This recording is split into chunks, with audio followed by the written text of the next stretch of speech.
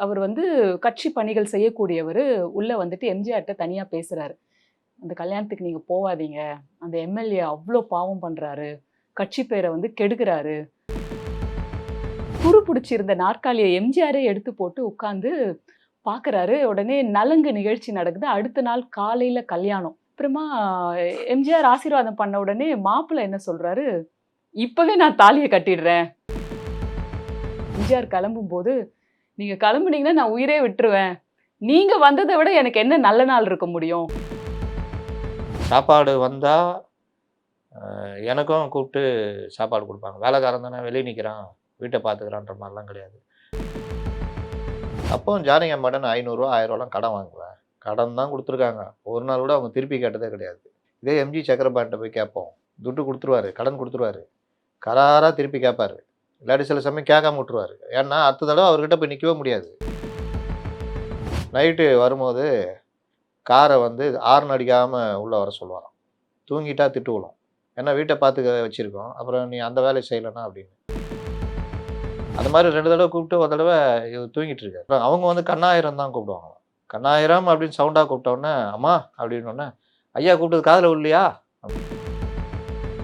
இப்படி ஒரு ஒரு 30 செகண்ட்ல கட்டிடுவாராம் எம்ஜிஆர். அந்த தலப்பாக்கைக்கு மேல இப்படி தொப்பி மாரி போட்டு அதுக்கு மேல ஒரு டர்பன் கட்டுவாங்க. அந்த வீரர்களுக்கு இது பண்றது. ஒரு 100 பேருன்னா எம்ஜிஆர் கட கட கடன்னு கட்டுவாராம். ஒரு கலைஞர் பொண்ணு ஆப்ரேஷன் ஆகி, அப்போ இவர் எதிர்க்கட்சி தலைவர் கலைஞர், எம்ஜிஆர் இருக்காரு. இவரு எதுவும் விசாரிக்கல. அந்த இது முடிஞ்சோனே போயிட்டு நேரா ஹாஸ்பிட்டலுக்கு போயிட்டு, எல்லாத்தையும் பார்த்துட்டு, என்ன இது வேணுமோ நீங்க சொல்லுங்க நான் பண்றேன்ட்டு, பண்ணிட்டு உட்காந்துருக்காரு. இது அப்புறமா தான் கலைஞருக்கே தெரியுது. உனக்கு எவ்வளோ? எனக்கும் 4000 டேய் தப்பா குடுத்துட்டுருக்காங்க போல. தலையே காட்ட வேண்டாம். ஓடி போயிடலாம். அப்புறமா வரலான்னு. எம்ஜிஆர் வந்து கேட்கும்போது, ஆமா தலைவரே கூட குடுத்துட்டாங்க தலைவரே அப்படின்னா, எம்ஜிஆர் விட்டுருவாருன்னு பார்த்தா,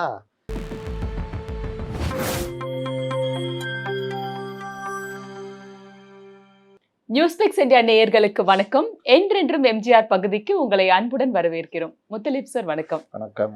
சார், எம்ஜிஆர் பற்றி ஒரு சுவாரஸ்யமான ஒரு தகவல சொல்லிட்டு நம்ம நிகழ்ச்சிக்குள்ள ஒண்ணு போவோம். தானா இருக்கு? நெறைய இருக்கு. சரி. இந்த எபிசோட்ல ஒண்ணே ஒண்ணு ஒண்ணு தான் சொல்ல சொல்லுவோம். முடியும். Yes sir. சார், எம்ஜிஆர் அவர்களோட வீட்ல ஒரு தடவ எம்ஜிஆர் ரெடி ஆயிட்டே இருக்காரு. எம்எல்ஏ ஒருத்தரோட வீட்டு கல்யாணம் வேலூர்ல. இப்ப அவரு ரெடி ஆயிட்டு இருக்கும்போது கிட்டத்தட்ட ஒரு 20 கார் வருது. கட்சிக்காரங்க எல்லாரும் எம்ஜிஆர கூட்டிட்டு போறதுக்காக வந்திருக்காங்க. இப்போ ஒரே ஒரு தொண்டர். அவர் வந்து கட்சி பணிகள் செய்யக்கூடியவரு. உள்ள வந்துட்டு எம்ஜிஆர்ட்ட தனியா பேசுறாரு. "அந்த கல்யாணத்துக்கு நீங்க போவாதீங்க. அந்த எம்எல்ஏ அவ்ளோ பாவம் பண்றாரு. கட்சி பேர வந்து கெடுக்குறாரு. அதனால உங்ககிட்ட நான் சொல்லணும்னு வந்தேன்." அப்படின்னதும் எம்ஜிஆருக்கு ஒரே யோசனை. "சரி நீங்க இருங்க. நான் வந்து விசாரிச்சுட்டு நான் வரேன்னு கமிட் பண்ணிட்டேன். போயிட்டு வந்துட்டு நம்ம பேசலாம்." அப்படின்ட்டு அவர அங்கேயே இருக்க சொல்லிட்டு 20 கார் பறக்குது, போறாரு. இப்ப போறதுக்கு முன்னாடி அந்த வேலூர்ல இருந்து தான் வந்திருக்காங்க. அந்த கட்சி ஆட்கள் ஒருத்தர்கிட்டயா விசாரிக்கிறாரு. அப்ப எல்லாருமே அத தான் சொல்றாங்க. "ஆமா சார். ஆமா தலைவரே. உங்க பேர சொல்லி தான் இந்த மாதிரி எல்லாம் பண்ணின்னு இருக்காரு." அப்படின்னு யோசனையில போயிட்டே இருக்கும்போது கிட்டத்தட்ட ஒரு சாயந்தரம் மாலை நேரத்துக்கு மேல இருட்டிடுது. வேலூர் தாண்டி போம்போது அங்க 2 பக்கமும் வயல்வெளி எல்லாம் தாண்டி ஒரு இடத்துல ஒரு குடிசை ஒண்ணு பார்க்குறாரு சார். அந்த குடிசை மேல இரட்டை இலை விளக்கு அந்த லைட் இல்ல, அந்த லைட் எரியுது. எம்ஜிஆரோட பாட்டு வந்து காதுல கேட்குது. இப்ப இவருக்கு பார்த்த உடனே புரிஞ்சிடுது. ஏதோ நம்மளோட அடிமட்ட தொண்டன் தான் வந்து அந்த வீட்ல இருக்கிறா போல அப்படின்ட்டு கார எல்லாம் நிறுத்த சொல்லிட்டு அப்படியே திருப்பி அங்க போ அப்படின்னு சொல்லிடுறாரு. உடனே 20 காரும் சீறி அந்த பக்கம் போது. அங்க பார்த்தா ஒரு தொண்டனுக்கு கல்யாணம் அங்க. எம்ஜிஆர் பாட்டு. அங்க அரேஞ்ச்மெண்ட்ஸ் ஒண்ணுமே இல்ல. குடிசை. அங்க வெளியில வந்து சின்னதா ஒரு பந்தல் போட்டிருக்காங்க. அங்க இருக்கிறவங்களுக்கெல்லாம் கடவுள பார்த்தா மாதிரி வெலவெலத்து போயிடுறாங்க. ஏன்னா எதிர்பார்க்கவே இல்ல. எம்ஜிஆர் கூட அவ்ளோ பேரு. உட்கார வைக்கிறதுக்கு கூட அவங்களுக்கு ப்ராப்பர் சேர் இல்ல. துரு புடிச்சிருந்த நாற்காலிய எம்ஜிஆரே எடுத்து போட்டு உட்கார்ந்து பார்க்குறாரு. உடனே நலங்கு நிகழ்ச்சி நடக்குது. அடுத்த நாள் காலையில கல்யாணம். உடனே எம்ஜிஆர் முன்னிலையில எல்லாம் நடக்குது. எல்லாம் ஆசீர்வாதம் வாங்குறாங்க. அப்புறமா எம்ஜிஆர் ஆசீர்வாதம் பண்ண உடனே மாப்பிள்ளை என்ன சொல்றாரு, "இப்பவே நான் தாலிய கட்டிடுறேன்." அப்படின்னு. "இல்லப்பா பெரியவங்க சொல்றத கேளு. நாள்ல கிழமைலாம் பார்த்துருக்காங்க. மரப மீறாதன்னு." எம்ஜிஆர் கிளம்பும்போது, "நீங்க கிளம்புனீங்கன்னா நான் உயிரே விட்டுருவேன்.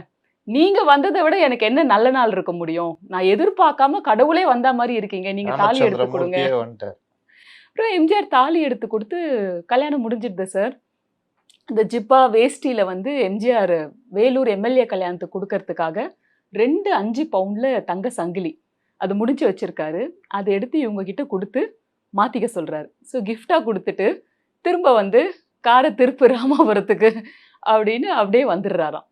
நிஜமா படிக்கும் பொழுது எனக்கு ஒரு நிமிஷம் ரொம்ப எமோஷனலா இருந்தது சார். அவர் வந்து எம்எல்ஏவா இருந்தா என்ன, யாரா இருந்தா என்ன, என்னோட அடிமட்ட தொண்டன் ஒருத்தன் அப்படின்னா, அவனுக்குரியது தான் இந்த பரிசு அப்படின்ற முடிவு அதுவும் விசாரிச்சு அப்புறம் எடுக்குறாரு. ஸோ இத எப்படி பார்க்குறீங்க சார் நீங்க? அவர் எப்பவுமே என்ன செய்வாரு, அவர் என்ன முடிவு எடுப்பாரு, லெஃப்ட்ல இண்டிகேட்டர் போட்டு ரைட்ல போயிடுவாரு. அந்த மாதிரி. இல்லாட்டி லெஃப்ட்ல இண்டிகேட்டர் போட்டு ரைட்ல கை காமிச்சு நேரா போயிடுவாருன்ற மாதிரி தான் அவர் கூட நெருங்கி பழமா சொன்னது. அவர் மனசுல என்ன இருக்குன்னு யாராலையும் புரிஞ்சுக்கலாம் ஒண்ணு நினைச்சிருப்பாரு. அதை செஞ்சு முடிச்சிருவாரு. அது நல்லதா இருக்கும். எப்பவுமே எந்த கட்டத்திலயும் யாருக்குமே இந்த இந்த கெடுதல்ன்றது நினைச்சது கிடையாது. கோபம் கூட அவர்ட்ட வேலை செய்றவங்க பொய் சொன்னா பிடிக்காது. ஒண்ணு லைட்டா அடிச்சுருவாரு, இல்லாட்டி அனுப்பிச்சு விட்டுருவாரு. அனுப்பிச்சு விட்டாலும் அவங்க வீட்டுக்கு பணம் போகும். கொஞ்ச நாள் பொறுத்து கூப்பிட்டுக்குவாரு அப்படின்னு. இதுல என்ன நான் குறிப்பிட வேண்டிய விஷயம், சுவாரஸ்யமான விஷயம் யாருக்கும் அமையாத ஒண்ணுன்னா, ராமச்சந்திரனுக்கு ஒரு ஜானகி. ராமச்சந்திரன்னா, நான் சொல்றது அந்த ராமச்சந்திரன். ராமாயணத்துடைய ராமச்சந்திரன். அவருடைய மனைவி பேர் என்ன? சீதைன்னு சொல்லுவாங்க. இன்னொரு பேரு ஜானகி. ஜானகி. அப்ப ராமச்சந்திரனுக்கு ஒரு ஜானகின்னா, எம்ஜிஆருக்கு ஒரு ஜானகி. எம்ஜி ராமச்சந்திரனுக்கு ஒரு ஜானகின்னு அது. அப்போ பொதுத்துறையில இருக்கிறவரு, இவரு யாருக்காவது இரக்கம் காட்டுவாரு. ஏதாவது பண்ண சொன்னாருன்னா, வீட்ல இருக்கவங்க மூஞ்ச காட்டுனாங்கன்னா, அவரு செஞ்ச இதுக்கு பலன் கிடைக்காம போயிடும். ஆனால் அவங்க ஜானகி அம்மா வந்து பலரும் அவங்க பதிவு பண்ணியிருக்காங்க. எம்ஜிஆருக்கு ஏதாவது ஒரு இது வெளியில இருந்து செஞ்சு இந்த முக்கியமான நாள்ல பிரியாணி இந்த மாதிரிலாம் வந்தா கூட, அந்த வேலைக்காரர் ஒருத்தர் கண்ணன் சொல்லிட்டு, அவரு பேட்டி குடுத்திருந்தாரு.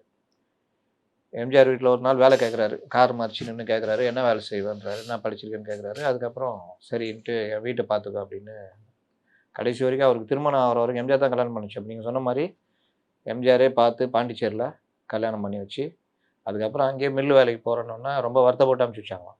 ஆனா அவர் எழுதியிருக்கிறது என்னன்னா, அந்த இருந்த காலங்கள் வந்து எம்ஜிஆர பத்தி கூட அவர் பெருசா எழுதல.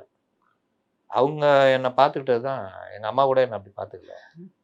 சாப்பாடு வந்தா எனக்கும் கூப்பிட்டு சாப்பாடு குடுப்பாங்க. வேலைக்காரன் தானே வெளிய நிக்கிறான், வீட்ட பார்த்துக்கிறான்ற மாரிலாம் கிடையாது. அதே மாரி எம்ஜிஆருக்கு கூட கூடயா மாம்பழம் வரணும். சேலத்து மாம்பழம். அத கரெக்ட்டா பங்கு போட்டு எல்லாருக்கும் குடுத்துருவாங்களாம். இது வந்து எம்ஜிஆர் நினைக்கிறத அவங்க மனைவியும் செஞ்சா தான் எம்ஜிஆரால ஃப்ரீயா இருக்க முடியும். இல்லன்னா முடியாது. அவர் சொல்றாரு, என் வாழ்க்கையில நான் வந்து 1000, 500 அவர் சொல்ற காலகட்டம் 1000ன்றது 1 பவுன் நகை வாங்கிடலாம்.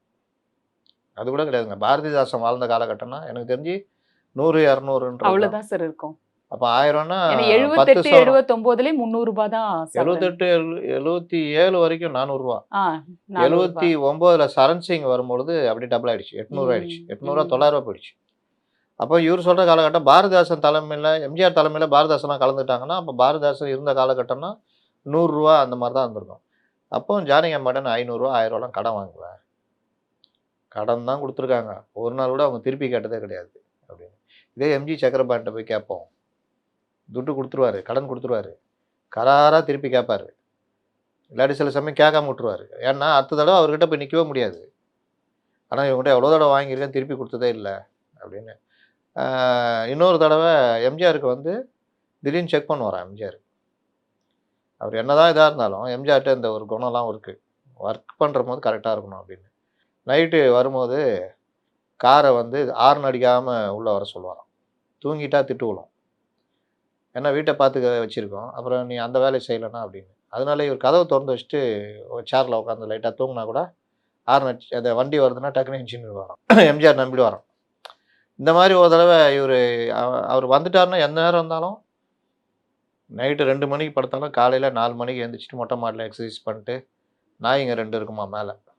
அதுங்கிட்ட கொஞ்ச நேரம் கொஞ்சிட்டு எக்சர்சைஸ் பண்ணிட்டு, அதுக்கப்புறம் நீச்சலு மத்ததெல்லாம் செஞ்சு தான் ரெடி ஆவாராம். அதே மாரி வந்துட்டாருன்னா சாப்பிட்டுட்டு, அந்த இதுக்கு தோட்டத்தில போய் கொஞ்ச நேரம் உலாத்துவாராம். ஜானகி அம்மாவும் போயிடுவாங்களாம். 2 பேரும் பேசிக்கிட்டு இருப்பாங்களாம்.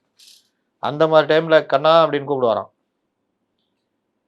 2 தடவ கூப்பிட்டு வரலன்னா, தூங்குறான்னு தெரிஞ்சுச்சுன்னா அவ்வளோதானாம். கடுமையா கோவம் வருமாம் எம்ஜிஆருக்கு. அந்த மாரி 2 தடவ கூப்பிட்டு ஒரு தடவ இவர் தூங்கிட்டு இருக்காரு.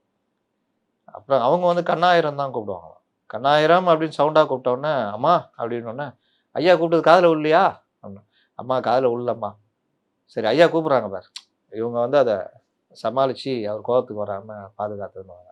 அந்த மாதிரி அந்த அவங்களுடைய ஒவ்வொரு விஷயமும் அப்படி பார்த்துக்கிட்டாங்க. எங்களெல்லாம் வந்து ஒரு வேலைக்காரங்க இந்த மாதிரிலாம் பார்க்கல. குடும்பத்தில் ஒருத்தர் மாதிரியே ஜானகி அம்மா பார்த்துக்கிட்டாங்க அப்படின்லாம் பதிவு பண்ணியிருப்பேன். ஏன்னா எம்ஜிஆர் பற்றி பேசுறதுன்றது அவர் ஒரு மனிதன் வெளியே நிம்மதியாக இருக்கணும்னா வீட்டில் அந்த நிம்மதி இருக்கணும்.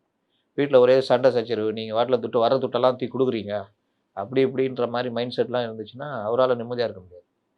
ஆனால் அவங்க அதுக்கு மேலே இருப்பாங்களாம். இப்போ எம்ஜிஆர் 2,00,000 கொடு அப்படின்னாருன்னா இவங்க 2,50,000 கொடுப்பாங்க. அதே மாதிரி எம்ஜிஆர் பேசிகிட்டே இருந்து பார்த்துட்டு இது பண்ணாருன்னா டக்குன்னு பேப்பரில் மடித்து ஒரு கட்டு ஒன்றும் அது மாதிரி அது அவர் பாண்டியனே பதிவு பண்ணியிருக்காரு. அந்த மாதிரி அவருக்கு ஏற்ற மனைவி அவங்க அப்படின்னு. ஏன்னா நம்ம எவ்வளோ பதிவு பண்ணுறோம் எம்ஜிஆர் பற்றி, ஆனால் இவங்க வந்து அந்த அளவுக்கு இதுன்றது வந்து நம்ம யாருமே பெருசாக பதிவு பண்ணல. அதனால் எம்ஜிஆர் மறைவுக்கு பிறகு அவங்க அந்த கட்சிக்கு கூட முதலமைச்சராக வந்தாங்க, எல்லாம் பண்ணாங்க. அந்த முதலமைச்சர் இருந்த காலத்தில் கூட எம்ஜிஆருக்கு எவ்வளோ தயால குணம் இருந்ததோ அதே அளவுக்கு இவங்க அந்த காலேஜை கூட பெண்கள் படிக்கணும்னு ஒரு காலேஜாக மாற்றுற இதை அவங்க யோசிச்சாங்கன்னா நீங்கள் யோசிச்சு பாருங்கள் எந்த அளவுக்கு எம்ஜிஆர் ஈக்குவலாக யோசிச்சிருக்காங்க அப்படின்னு. அதுக்கு பிறகு நீங்கள் கட்சியை கூட பார்த்தீங்கன்னா அவங்களுக்கு அந்த யதார்த்தம் தெரிஞ்ச பொழுது கட்சியை நடத்துறதுக்கு இத்தனைக்கும் ஜெயலலிதா வந்து எதிர்முனையில் இருந்தால் அவங்க கேட்ட ஜெயலலிதா எடுத்துக்காம இன்னைக்கு இருக்கிற அரசியல்வாதிகள் மாதிரி ஒரு கோபத்தோடு அணுகியிருந்தால் கட்சியை கடுகட்டு போன என்ன நான் இருப்பேன் அப்படின்ற மாதிரி போயிருக்கலாம். ஆனால் எம்ஜிஆருடைய லட்சியம் திமுக வீழ்த்தணும், அதிமுக பண்ணணுன்ற அந்த ஒரே நோக்கத்துக்கு கட்சியை வந்து ஜெயலலிதாவை பார்த்துக்கிட்டோம். அதான் அவங்க தான் பொருத்தமான ஆள். எனக்கு வந்து இது ஒர்க்கு இல்லை அப்படின்றத அவங்க ஏன்னா அவங்க இதே நோயாளி அந்த சர்ஜரிலாம் பண்ணி பைபாஸ் இருந்த சர்ஜரி நிலைமை. யூஎஸ்ல நடந்தது. அந்த மாதிரி ஒரு இதெல்லாம் வந்து அவங்க அந்த அளவுக்கு யோசிச்ச ஆள் அப்படின்றது பதிவு பண்ணுறேன். இதில் இன்னொரு சுவாரஸ்யமான நிகழ்ச்சி நீங்கள் சொல்லிட்டீங்களா, நான் சொல்ல வேணாவா? தாராளமா. இவ்வளவு நேரம் நீங்க சொன்னது சுவாரஸ்யங்களோட தான் இருந்தது. இது கொஞ்சம் இன்னும் உருக்கமான நிகழ்வு. சொல்லுங்க சார், ஏன்னா சொல்லுங்க. நீங்கள் இந்த சர்வாதிகாரி படம்லாம் நடிக்கும்போது இவங்க எல்லாம் ஒரே எக்ஸசைஸ் பண்ணிக்கிட்டு ஒரே அலப்பறை பண்ணிக்கிட்டு இருப்பாங்க. எம்ஜிஆர், நம்பியார் இதெல்லாம் இந்த குரூப்லாம் இதே வேலை தான். எம்ஜிஆருக்கு கூச்சம், பெண்கள் வந்தால் கிட்ட போக மாட்டோம். நம்பியார் வந்து இல்லாத குறும்புலாம் பண்ணிக்கிட்டு இருப்பாருன்னுவாங்க. அப்போ அந்த வீரர்களுக்கு தளபதிகள்லாம் மேக்கப் போடுற அந்த இதில் ரொம்ப நேரம் ஆகும்ல, மெயின் ஆர்டிஸ்ட்லாம் போட்டு இவங்க வரத்துக்கு 2, 3 பேர் தான் இருப்பாங்க. இவர் டிஆர் சுந்தரம் எடுத்த படம் தானே அது. அப்போ இவரே எம்ஜிஆர் எல்லாம் மேக்கப் போட்டு விடுவாராம். ஏன்னா அவர் அந்த நாடக கம்பெனி இருந்ததுனால எல்லாருக்கும் அதை 2, 3 நாள் பார்த்துட்டு நம்பியாரும் எல்லாருக்கும் மேக்கப் போடுறது, டர்பன் கட்டுறது. இப்படி ஒரு ஒரு 30 செகண்டில் கட்டிடுவாராம் எம்ஜிஆர். அந்த தலைப்பாய்க்கு மேலே இப்படி தொப்பி மாதிரி போட்டு அதுக்கு மேலே ஒரு டர்பன் கட்டுவாங்க அந்த வீரர்களுக்கு இது பண்ணுறது. ஒரு 100 பேருக்குனா எம்ஜிஆர் கடகடன்னு கட்டுவாராம். இவரும் அதை பார்த்துட்டு இவரும் கட்டுவாராம்.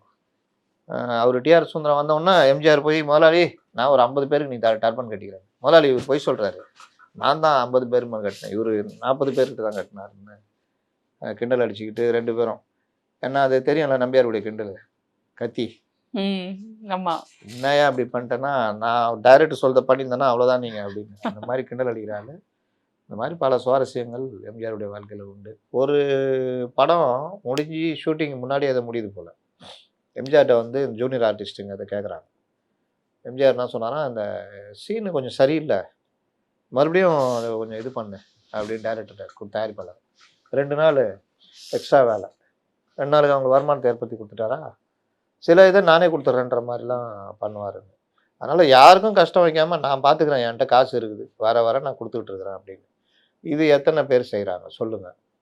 இது எத்தனை பேர் செஞ்சாங்க? எல்லாருக்குமே வந்து அந்த நீங்கள் ஒவ்வொருத்தருக்கும் தனித்தனி கதை இருக்குன்னு சொன்னல. இப்போ கண்ணதாசன் கடுமையாக எதிர்க்கிறாரு எம்ஜிஆர். அந்த அளவுக்கு எம்ஜிஆர் எடுத்த ஆள் கண்ணதாசன் தான். அவர் வீடு ஏலத்துக்கு வந்தப்போ எம்ஜிஆர் எடுத்து கொடுத்தாருன்னுவாங்க. என்எஸ் கிருஷ்ணன் எம்ஜிஆர் அண்ணனா சகோதரராக பார்த்தவர், அவர்கிட்ட பல பாடங்களை கற்றுக்கிட்டார் எம்ஜிஆர்னு சொல்லுவோம். அந்த என்எஸ் கிருஷ்ணன் வீடு வாடகைக்கு வந்தப்போ எம்ஜிஆர் உதவி பண்ணி அதை எடுத்து கொடுத்தாருன்னுவாங்க.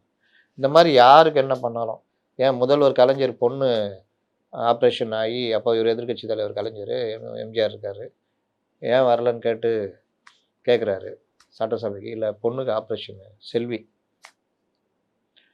இவர் எதுவும் விசாரிக்கல. அந்த இது முடிஞ்சோன்னா போயிட்டு நேராக ஹாஸ்பிட்டலுக்கு போயிட்டு எல்லாத்தையும் பார்த்துட்டு என்ன இது வேணுமோ நீங்கள் உதவி சொல்லுங்கள் நான் பண்ணுறேன்ட்டு பண்ணிட்டு உக்காந்துருக்காரு. இது அப்புறமா தான் கலைஞருக்கே தெரியுது. இந்த மாதிரி எதிரிக்கும் உதவி. டிஎன் பாலுன்னு ஒருத்தர் இருந்தார், இந்த படம்லாம் எடுத்தார், சட்டமென் கையெல்லாம் எடுத்தார்னு நினைக்கிறேன், பழைய டைரக்டர், ஸ்ரீதருடைய அசிஸ்டன்ட் நினைக்கிறேன். பெரிய டைரக்டராக இருந்தார், அப்புறம் இறந்துட்டார். அவங்க பக்கா திமுக. எம்ஜிஆர் இது பண்ணி படம்லாம் கூட எடுத்தாங்க. அவருக்கு ஒரு பிரச்சனை வந்தப்போ பெரிய தொகை, இந்த ஊசி வெளிநாட்டிலேருந்து வர வச்சு அவர் போட்டு காப்பாற்றினார். இந்த எதிரிலாம் பார்க்கல. அதுக்கப்புறம் அவர் எப்படி ஆவார்? நண்பர் ஆயிடுவாரு. நண்பரா? விசுவாசி ஆயிடுவார். விசுவாசி. ஆமா. அப்போ அந்த மாதிரி பலருக்கும், ஒருத்தர் 2 பேர்லாம் சொல்ல முடியாது. சுருளிராஜன் 83ல் அவர் நடிகர் சுருளிராஜன் மது அருந்தி ரொம்ப உடம்புலாம் கெட்டு போய் உயிருக்கு போராடினப்போ அன்றைக்கி முழுசுமே என்ன பண்ண முடியும்னு எம்ஜிஆர் இது பண்ணி வெளிநாட்டிலேருந்து ஊசி கீசிலாம் வர வச்சும் கடைசியில் அவர் காப்பாற்ற முடியல. அன்றைக்கி எம்ஜிஆர் அவ்வளோ உதவி பண்ணாருன்னு சொல்லுவாங்க. சங்கர் கணேஷ் அவர் இந்த விஜய் டிவியில் ஒரு பேட்டி கொடுப்பாரு. அந்த விஜய் டிவி நிகழ்ச்சி எம்ஜிஆர் பற்றி தான். இதோ இருக்காரு, இதுதான் என் தெய்வம், இந்த தெய்வம் எனக்கு பண்ணாததே கிடையாது அப்படின்ட்டு அவர் கதை சொல்லுவார். அதில் தான் அந்த நான் சொன்ன அந்த 4000 அட்வான்ஸ் தூக்கிட்டு ஓடி போயிட்டாங்க. அப்புறம் பார்த்தா 40,000 சம்பளம்னு, 10 மடங்கு. இந்த 4000த்தையே அதிகம்னு நினைச்சு ஓடி போனாங்க. 4000, ஏய் கணேஷ், இவர் தானே கணேஷ், அவர்கிட்ட கேட்டுக்காரு, ஏய் சங்கர் 4000 கொடுத்துருக்காங்க, உனக்கு எவ்வளோ? எனக்கும் 4000. டேய் தப்பாக கொடுத்துருக்குறாங்க போல, தலையே காட்ட வேண்டாம், ஓடி போயிடலாம், அப்புறமா வரலான்னு. எம்ஜிஆர் வந்து கேட்கும்போது, அம்மா தலைவரை கூட கொடுத்துட்டாங்க தலைவரை அப்படின்னா எம்ஜிஆர் விட்டுருவாருன்னு பார்த்தா ரெண்டு தொகையும் 4000 அட்வான்ஸு, உங்களுக்கு 40,000 சம்பளம் அப்படின்னு. இது நீங்கள் இது அவங்க மாமனார் ஜிஎன் வேலுமணி, நான் என் பிறந்தநாள் எடுத்தார்ல, பெரிய தயாரிப்பாளர், அவருடைய இது தானே எம்ஜிஆர் தானே அவர் கல்யாணம் பண்ணி வச்சது. அவரை வந்து அப்படி பார்த்துட்டார் எம்ஜிஆர். இந்த 82 என்னமோ அந்த குண்டு வெடிப்பு சம்பவம்லாம் நடந்தப்போ ஒரு பார்சல் சங்கர் கணேஷ் வந்து வாங்கும்போது கை வெடிச்சு, கையெல்லாம் போயிடுச்சு, காலை எடுக்கணும்னு எதோ சொல்லிட்டாங்க போல. அதெல்லாம் முடியாதுன்ட்டார் எம்ஜிஆர் வந்து உட்காந்து அப்போலோவில் அட்மிட் பண்ணி. அவன் நடக்கணும், என்ன பண்ணுவீங்கன்னு எனக்கு தெரியாது, எவ்வளோ செலவுனாலும் பரவாயில்ல. அந்த கடைசி ₹1 வரைக்கும் எம்ஜிஆர் தான் கட்டினாராம். இன்றைக்கி நான் நடக்கிறேன், என் கையெல்லாம் இந்த அளவுக்கு இது இருக்குன்னா அந்த தெய்வம் தான் காரணம் அப்படின்னு அவர் பேட்டி கொடுத்துருப்பாரு. எம்ஜிஆருக்கு இப்போ இவர் செய்யணுன்னு அவசியம் இருக்கா? இல்லை இது செஞ்சால் நாளைக்கு இவர் பேசுவார்னு எதாவது நினச்சிக்கிட்டாரா? இல்லை இது செஞ்சால் நமக்கு ஒரு 10 ஓட்டு விழுன்னு நினச்சாரா? சிஸ்டமேட்டிக்காக வாழ்கிறதுன்றது இல்லை, அது நீங்கள் பலரும் பதிவு பண்ணியிருப்பாங்க.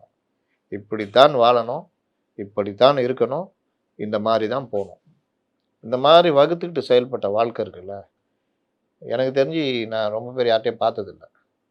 மேலும் அடுத்த வாரம் வேற ஒரு நல்ல சுவாரஸ்யமான தகவல்களோட எம்ஜிஆரை பத்தி பேசுவோம். நன்றி.